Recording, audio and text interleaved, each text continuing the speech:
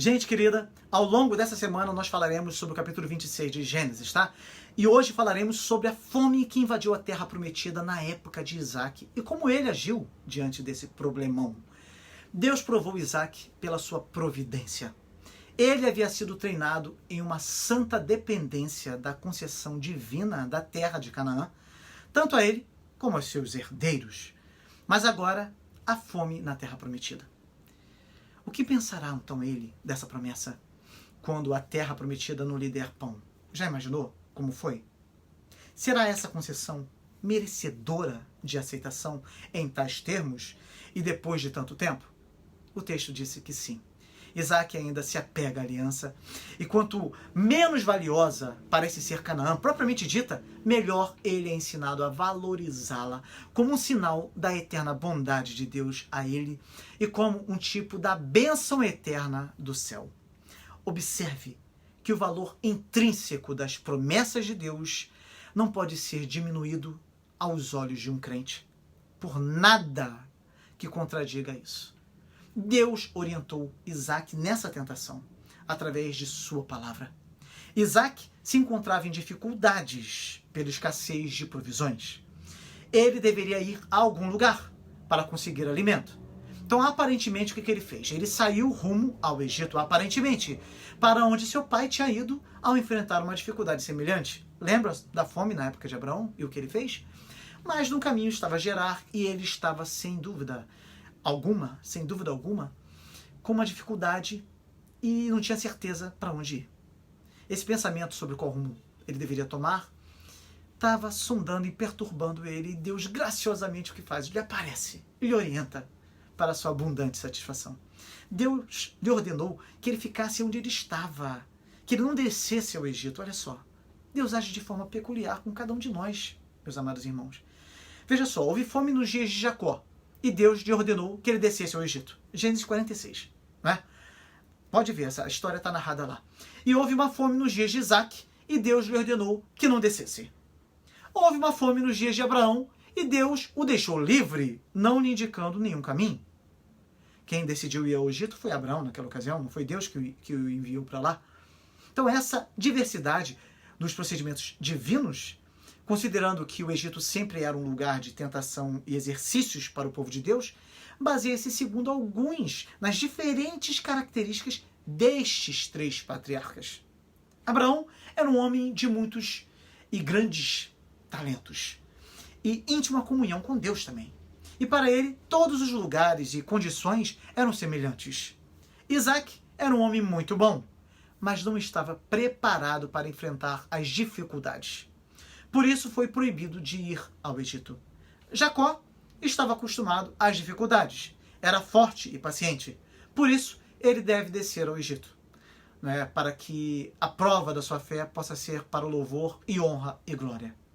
Assim Deus se mostra absolutamente fiel, só permitindo as tentações que o seu povo possa suportar. Perceba que Deus prometeu estar com ele e abençoá-lo. Da mesma maneira como podemos ir a qualquer lugar com consolo, quando a bênção de Deus vai conosco, também então podemos ficar em qualquer lugar satisfeitos, se esta bênção permanecer sobre nós. Você consegue compreender isso?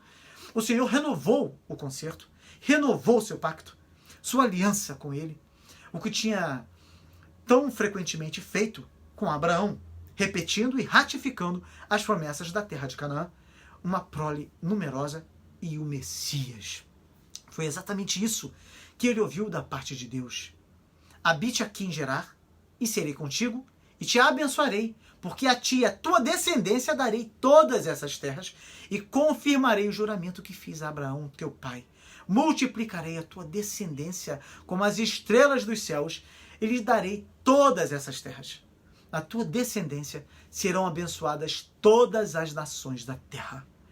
A promessa apontava para o Messias. Preste muita atenção. Aqueles que devem viver pela fé têm necessidade frequente de rever e repetir para si mesmos as promessas pelas quais devem viver, especialmente quando são chamados a alguma situação de sofrimento ou de autonegação. Isso acontece inúmeras vezes nas Sagradas Escrituras. Deus lhe recomendou o bom exemplo da obediência do seu pai, como aquilo que tinha preservado a transmissão da aliança na sua família. Você lembra do que Deus disse? Abraão obedeceu a minha voz. Faça isso você também, e a promessa lhe estará garantida. É esse o ponto. Guarde isso. Que você possa se lembrar sempre das palavras de Deus a Abraão. Abraão obedeceu a minha voz. Abraão obedeceu a minha voz. A obediência de Abraão aqui é celebrada para a sua honra, pois graças a ela ele obteve um bom conceito, um bom testemunho junto a Deus e também junto aos homens. Uma grande variedade de palavras é usada por Deus para expressar a vontade divina, a qual Abraão tinha sido obediente. O Senhor usa os termos minha voz, meu mandato, meus preceitos, meus estatutos e minhas leis, o que pode indicar que a obediência de Abraão era universal. Ele obedeceu às leis naturais da natureza, às leis reveladas de adoração divina, particularmente a da circuncisão e todos os preceitos extraordinários que Deus lhe tinha dado, como aquele de deixar a sua terra, e que alguns pensam que tem referência especial aqui, o de oferecer o seu filho, que o próprio Isaac tinha razões suficientes para lembrar, não é verdade? Observe que somente terão o benefício e os consolos da aliança de Deus com seus santos pais aqueles que trilham os passos da obediência deles. Nunca se esqueça disso. Abraão obedeceu a minha voz. Faça você o mesmo. Então, você poderá ter o benefício e os consolos da aliança que Deus fez com os seus pais. Mas se você nunca teve uma educação cristã por parte de seus pais ou de qualquer outra pessoa, muitos não tiveram contato com seus pais, não é? Outros perderam seus pais muito cedo. Enfim, lembre-se de que Abraão é o pai de todos os que têm fé. Todos somos descendentes de Abraão através da fé. O Deus revelado pelas Sagradas Escrituras é o único Deus. Ele pode matar a tua fome e saciar a tua sede para sempre. A palavra dele para Isaac é a mesma para cada um de nós. Abraão obedeceu a minha voz. Se você também fizer isso, independente do seu passado, do mais tenebroso, tá? Por mais tenebroso, não estou exagerando, por mais tenebroso que ele possa ser, Deus te concederá a vitória sobre a morte. E através do Messias prometido a Abraão e a sua descendência, você se tornará um filho de Deus e fará parte de uma família que cresce dia a dia para o louvor da glória desse maravilhoso Deus. Que seja assim contigo. Diante da tentação de fugir e ir para o Egito, você possa obedecer e ficar no lugar onde o Senhor lhe ordenar. Amém? Se você deseja obedecer a Bíblia com maior profundidade, ou seja, os preceitos de Deus revelados ali, você precisa conhecer a Bíblia, não é verdade? E então você não perca aqui as nossas séries, aqui tudo que é produzido aqui no canal, nosso panorama bíblico. Você pode acessar na playlist, é só chegar na playlist do canal e você vai ver quanta coisa tem ali. Então, também faça isso. Não deixe de dar o seu like aqui, tá? De compartilhar muito esse vídeo aí com seus contatos, tá bom?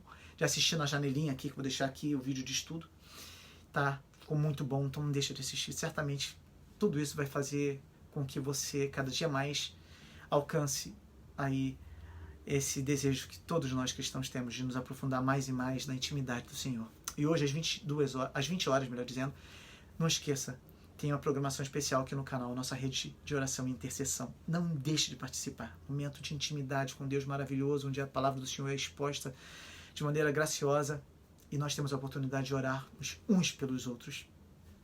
Tem sido uma bênção. Não perca. Espero você.